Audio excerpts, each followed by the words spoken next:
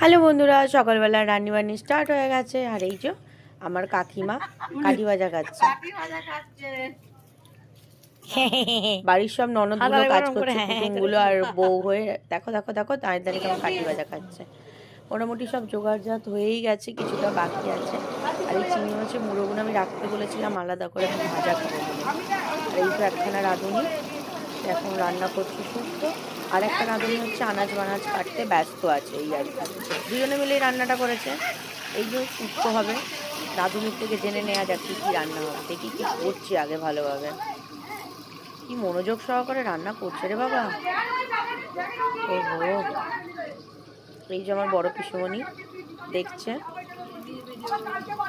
কি রান্না হচ্ছে। পিসুমণি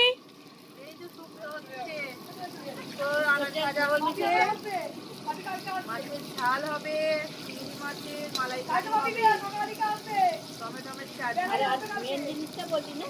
হ্যাঁ, মেন জিনিসটা বললে না।